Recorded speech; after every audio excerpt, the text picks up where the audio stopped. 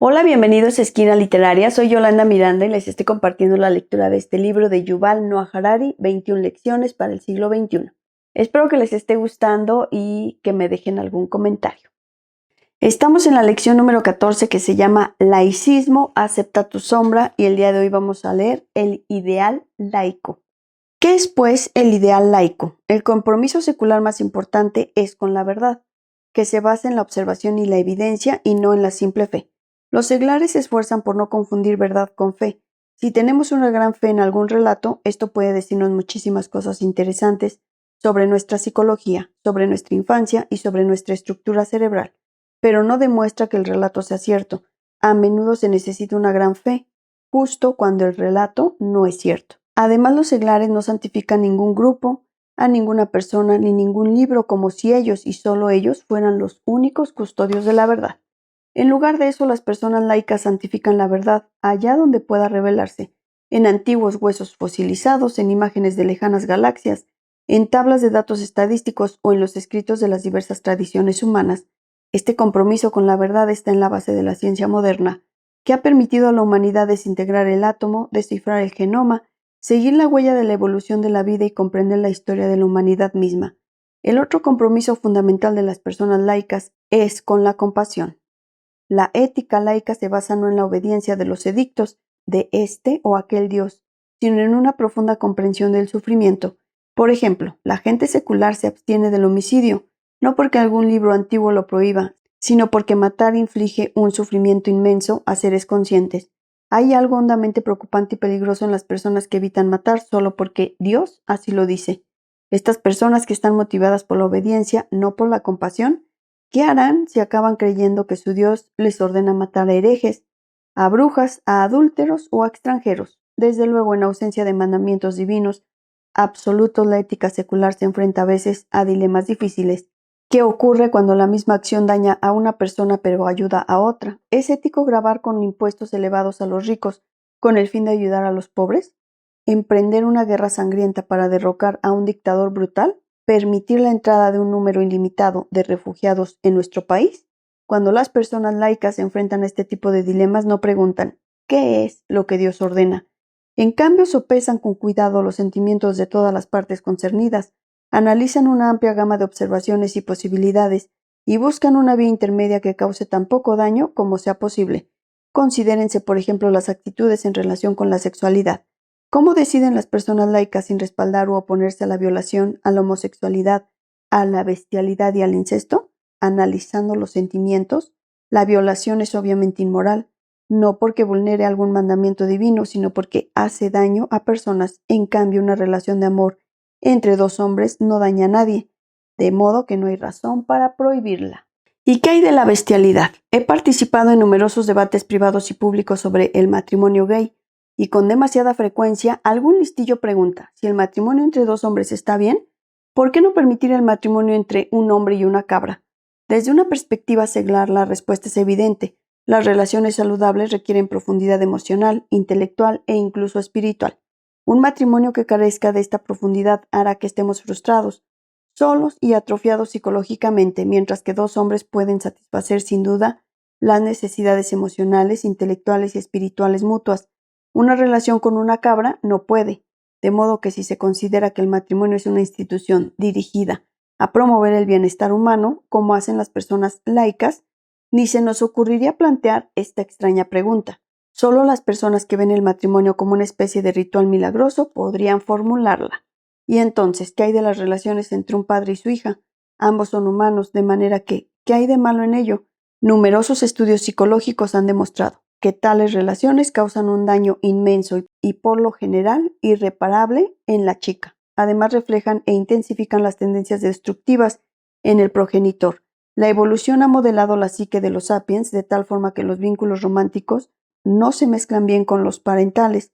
Por tanto, no es necesario acudir a Dios o a la Biblia para oponerse al incesto, solo hay que leer los estudios psicológicos relevantes. Esta es la razón profunda de por qué las personas laicas aprecian la verdad científica, no con el fin de satisfacer su curiosidad, sino para saber cuál es la mejor manera de reducir el sufrimiento en el mundo.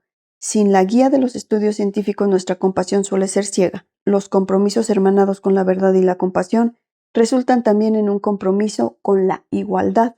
Aunque las opiniones difieren en lo que concierne a cuestiones de igualdad económica y política, las personas laicas sospechan en esencia de todas las jerarquías a priorísticas. El sufrimiento es el sufrimiento, da igual quien lo padezca, y el saber es el saber con independencia de quien lo descubra. Es probable que dar un trato de favor a las experiencias o los descubrimientos de una nación, una clase o un género concretos nos haga insensibles e ignorantes. Las personas seglares están sin duda orgullosas del carácter único de su nación, su país y su cultura concretos, pero no confunden carácter único con superioridad. De ahí que, aunque los laicos reconocen sus deberes especiales hacia su nación y su país, no piensan que sean exclusivos y al mismo tiempo reconocen sus deberes hacia la humanidad como un todo. No podemos buscar la verdad y la manera de acabar con el sufrimiento sin la libertad de pensar, investigar y experimentar. De ahí que las personas laicas aprecien la libertad y eviten conceder autoridad suprema a ningún texto, institución o líder como jueces últimos de lo que es verdad y lo que está bien. Los humanos deberían conservar siempre la libertad de dudar, de volver a comprobar, de escuchar una segunda opinión, de escoger un camino distinto. Los laicos admiran a Galileo Galilei, que se atrevió a poner en cuestión que la Tierra se hallara en verdad inmóvil en el centro del universo. Admiran a las masas de personas de a pie que asaltaron la Bastilla en 1789 y derrocaron el régimen despótico de Luis XVI, y admiran a Rosa Parks, que tuvo la valentía de sentarse en un asiento de autobús reservado únicamente a pasajeros blancos. Se requiere mucha valentía para luchar contra los prejuicios y los regímenes opresivos, pero todavía se necesita más para admitir que no sabemos y aventurarnos en lo desconocido. La educación laica nos enseña que si ignoramos algo, no deberíamos tener miedo de reconocerlo, ni de buscar nueva información. Incluso si creemos que sabemos algo, no deberíamos tener miedo de dudar de nuestras opiniones y de volver a comprobarlo. Muchas personas temen lo desconocido y quieren respuestas claras para cada pregunta. El miedo a lo desconocido puede paralizarnos más que cualquier tirano.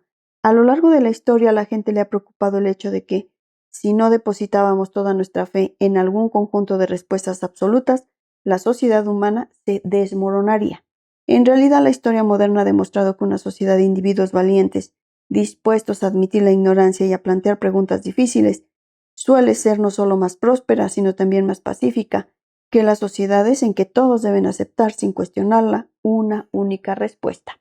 Las personas que temen perder su verdad tienden a mostrarse más violentas que las personas que están acostumbradas a considerar el mundo desde distintos puntos de vista. Las cuestiones a las que no podemos responder suelen ser mucho mejores para nosotros que las respuestas que no podemos cuestionar.